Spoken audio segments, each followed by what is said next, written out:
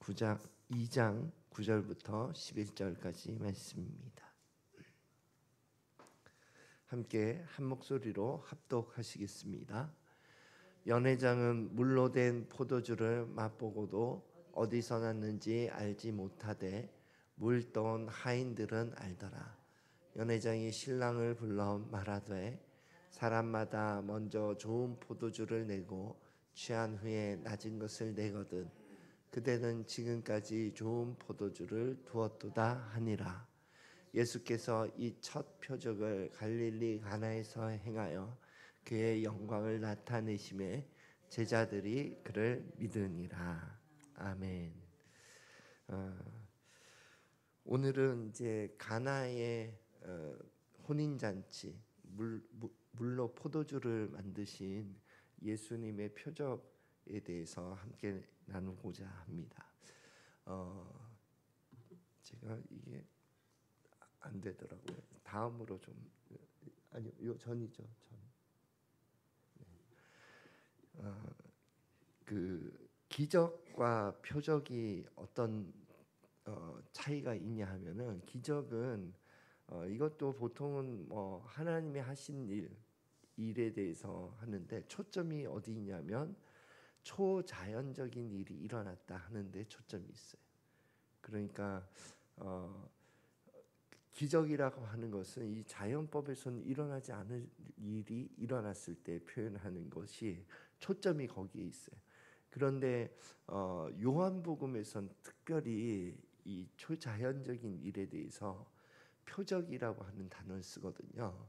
그래서 이 표적은 초점이 어디에 있냐면은 예수님이 메시아임을 나타내는 일에 초점이 있어요. 이것도 물론 초자연적인 일이지만 그 뭐 오병이어도 표적이라고 표현하는 것은 이제 구약에 예언이 되어 있었거든요. 그 모세와 같은 선지자가 나타날 텐데 모세가 그때 이스라엘 민족을 이끌면서 이제 만나를 내리도록 하나님께서 그런 기적을 일으키셨잖아요. 광야에서 만나가 내리도록. 그래서 모세와 같은 선지자가 올 때에 그가 메시아인데 그는 이제 지금 이제 떡을 만들어서 오병이어로 이 군중들을 다 먹였잖아요. 그래서 그것이 메시아된 표적이다 이렇게 이해하는 것처럼 특히 요한복음에서는 그 자연법을 넘어서는 일에 대해서 표적이란 단어를 쓰고 있어요. 그 표적은 예수님이 메시아가 되신다 하는 것에 초점을 두는 거거든요. 자, 그러면 요한복음 2장 4절 말씀 함께 한번 보겠습니다. 시작. 예수께서 이르시되 여자여 나와 무슨 상관이 있나이까 내 때가 아직 이르지 아니하였나이다. 우리가 그 혼인잔치의 스토리는 대략 알고 계시잖아요. 그 혼인잔치에 초청을 받아서 갔는데 아마도 친척이었을 겁니다. 이런 초청 혼인잔치에 초청해서 참석했다는 것은. 그런데 거기에서 이제 친척이니까 예수님의 어머니 마리아가 뭐 부엌일도 도와주고 이렇게 도와주었겠죠. 그래서 알게 된 거예요. 포도주가 다 떨어졌다는 것을. 잔칫날에 포도주가 다 떨어졌다는 것은 손님들이 굉장히 결례가 되는 거거든요. 그래서 이것을 예수님께 포도주가 떨어졌다 하는 것은 마리아가 그 사실을 알린다기보다는 예수님께 도움을 요청하는 거죠. 포도주가 떨어졌다. 어떻게 해결이 되었으면 좋겠는데 그렇게 예수님께 포도주가 떨어졌다. 어떻게 하면 좋니? 이 뉘앙스로 찾아간 거죠. 그랬는데 예수님의 대답이 여자여 일이 나와 무슨 상관이 있습니까? 내 때가 이르지 아니하였습니다. 이렇게 대답해요.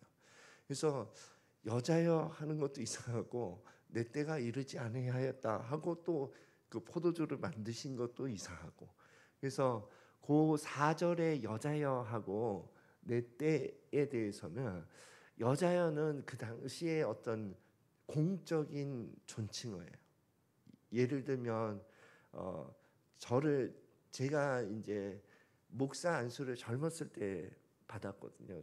비록 지금도 젊어 보이실지 모르겠지만 더 젊었을 때 받았는데 그때에 이제 같은 또래의 그 뭐 친구였던 또 조금 선배였던 그런 사람들이 저를 목사님 그렇게 부를 때에 저는 그게 참 어색하더라고요. 그 목사님, 뭐 최 목사님 이렇게 부르는 것이 지금은 익숙하지만 그때는 좀 친구가 부를 때는 놀리는 것 같기도 하고 그렇지만 그때의 이 목사님, 최 목사님 이렇게 부르는 것이 공적인 저를 존칭하는 언어잖아요. 그와 같이 여자여 하는 것은 그 당시에 공적인 존칭어였다. 그런데 그런데 또 그 예수님께서 내 때가 이르지 아니하였다 하는 그 대답은 마치 이것을 거절하는 것 같이 느껴지거든요.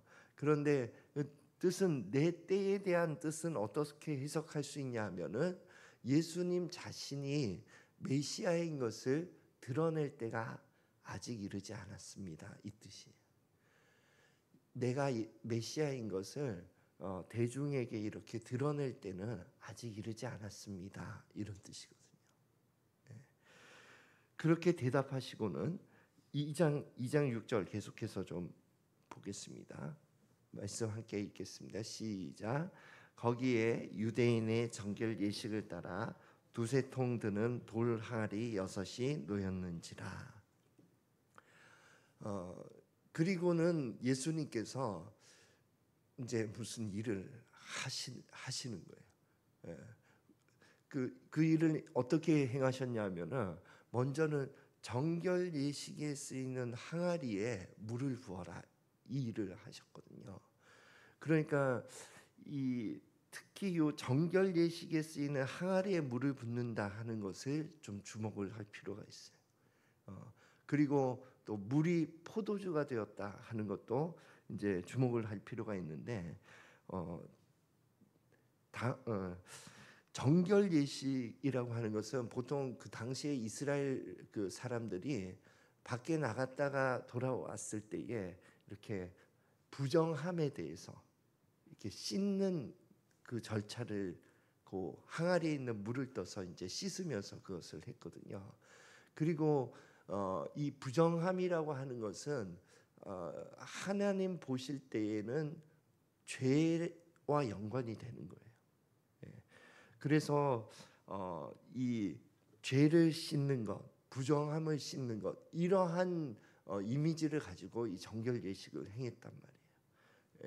그런데 이 정결 예식에 행하는 그 물이 포도주로 변했다 하는 것은 또 포도주라고 하는 것은 이 당시에 요한이 쓸 당시에는 이 포도주에 대한 이미지가 성찬 예식의 이미지와 연결이 돼요. 그래서 예수님의 보혈이 이전에는 정결 예식으로 이 죄와 부정함을 씻었지만 지금은 이제 포도주 예수님의 보혈이 우리의 죄와 우리의 부정함을 씻어준다 하는 것과 연결이 되는 거예요. 그래서 이제 그 포도주가 변한 다음에 이제 하인들에게 그 물을 떠서 변한 다음에 됐는지 아니면 가는 도중에 됐는지 그거는 성경이 설명하고 있지는 않지만 그것을 연회장 파티를 주관하고 있는 연회장에 갖다 주라 했더니 그것을 마셨더니 포도주인데 이 좋은 포도주를 왜 이제 갖고 왔냐? 이것이 가나 혼인잔치의 스토리가 되는 것입니다. 그런데 저는 이 가나 혼인잔치를 말씀을 해석할 때 열쇠가 되는 구절이 5절이라고 생각해요. 2장 5절 한번 함께 읽어볼까요? 시작. 그의 어머니가 하인들에게 이르되 너희에게 무슨 말씀을 하시든지 그대로 하라 하니라. 또 7절 8절도 이어서 함께 보겠습니다. 시작. 예수께서 그들에게 이르시되 항아리에 물을 채우라 하신즉 아기까지 채우니 이제는 떠서 연회장에게 갖다 주라 하심에 갖다 주었더니 예. 이 아까 서두에서도 말씀드렸듯이 표적이라고 하는 것은 예수님이 자신이 메시아인 것을 나타내는 사건이라고 말씀을 드렸잖아요. 그래서 내 때가 이르지 아니하였다 하고 이 일을 행하신 것은 누구를 위한 표적이냐 하면은 지금 따르고 있는 소수의, 이게 지금 예수님의 사역 초창기에 일어난 일이에요. 첫 표적이라고 얘기하잖아요. 그러니까 초창기에는 12제자가 다 형성되기 전이에요. 5명의 제자들이 지금 예수님을 따라가고 있는 거예요. 그런데 이 5명의 제자들에게 이 일을 사실 행하신 거예요. 5명의 제자들에게 내가 그리스도임을, 하나님의 보내신 자임을, 하나님이 기름 부으신 자임을 나타내려고, 그래서 이 사건을 하신 거거든요. 그런데 이 사건, 예수님이 메시아인 것을 나타내는 데 있어서 열쇠가 되는 것은 무슨 말씀을 하시든지 그대로 하라, 이것이 열쇠가 되는 거예요. 그래서 하인들에게 그 마리아가 그걸 얘기하잖아요. 그러니까 예수님이 메시아인 것을 나타낼 때에는 너희들이 이해가 되지 않더라도 예수님이 무슨 말씀을 하시든지 그대로 해라, 이 환경을 만들어 놓은 거거든요. 그래서 예수님이 그 정결 예식에 물을 채워라 했을 때 하인들이 그렇게 한 거예요. 그것이 뭐 포도주가 될지 안 될지 이런 거 설명도 없어요. 포도주가 될 거니까 이거 저기 채워라 이런 설명도 없어요. 그냥 아기까지 그 물을, 저 정결 항아리에 물을 채워라 해서 하인들은 그 말에 순종해서 채운 거예요, 아기까지. 그리고 이제 두 번째 단계 말씀은 그 물을 떠서 연회장에 갖다 줘라 했어요. 하인들은 이것이 뭐 포도주로 갖다 주라는 건지 정결 예식 그 항아리에서 물을 떠서 갖다 주라는 건지 몰라요. 왜냐하면 다 알고 있는 그 풀 스토리를 상황을 알고 있는 사람 마리아와 제자들이거든요. 예. 하인들은 이걸 포도주로 갖다 주라는지 설명이 없잖아요. 설명이 없으니까 떠서 갖다 줬을 거예요. 예. 연회장도 이게 물이 와가지고 포도주가 됐는지 아니면 원래 포도주가 됐는지 모르잖아요. 몰랐는데 와서 그걸 마셨다. 마셨는데 이 좋은 포도주를 왜 이제 갖고 왔냐, 이렇게 된 거죠. 하인들 가운데 갖다 준 하인들은 어쩌면 깜짝 놀랐을지 모르겠어요. 그런데 가장 놀랐던 사람은 제자들이에요.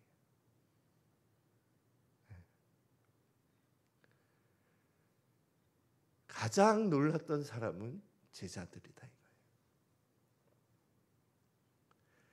그리고 이 사건을 요한은 기억해낸 거예요. 사역 초기의 첫 번째 이적을. 그리고 그 이적이 일어났던, 그 표적이 일어났던 열쇠는 무슨 말씀을 하시든지 그대로 했던,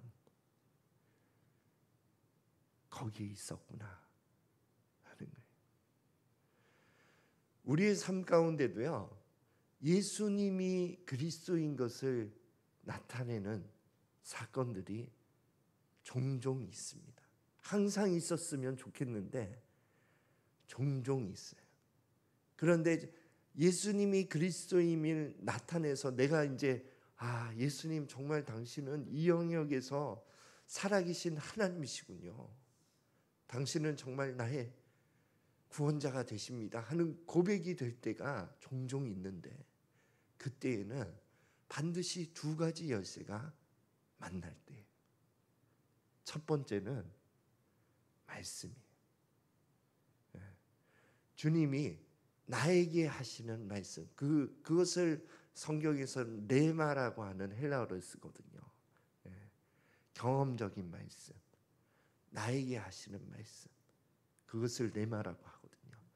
그 레마의 말씀이 나에게 다가왔을 때, 그때 나의 반응이 순종으로 연결되었을 때, 그때에 주님, 당신이 정말 살아계신, 지금도 살아계신 하나님이시군요.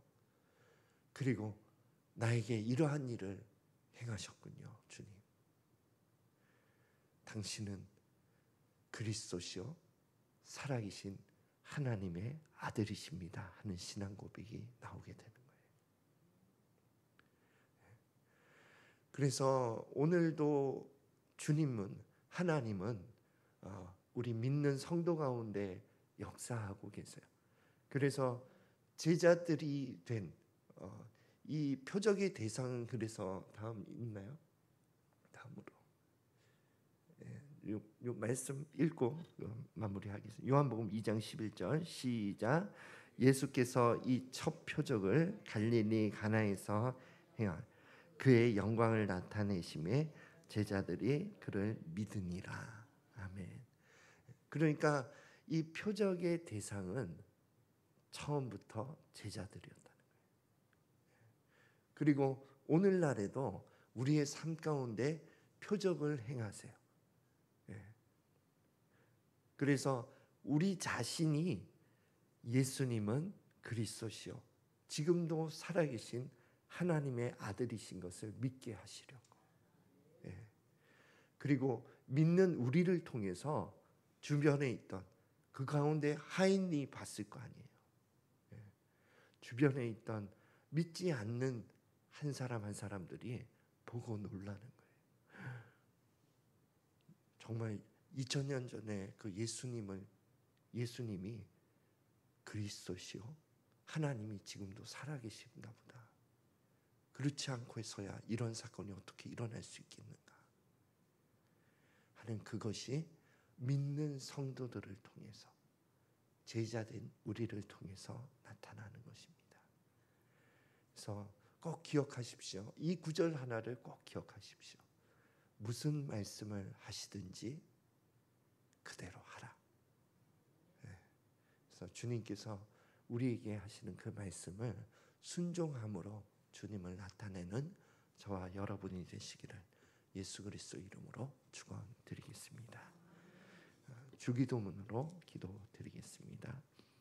하늘에 계신 우리 아버지여, 이름이 거룩히 여김을 받으시오며 나라의 임하옵시며 뜻이 하늘에서 이룬 것 같이 땅에서도 이루어지이다. 오늘날 우리에게 일용할 양식을 주옵시고 우리가 우리에게 죄 지은 자를 사하여 준 것 같이 우리 죄를 사하여 주옵시고 우리를 시험에 들게 하지 마옵시고 다만 악에서 구하옵소서. 대개 나라와 권세와 영광이 아버지께 영원히 있사옵나이다. 아멘. 월요일은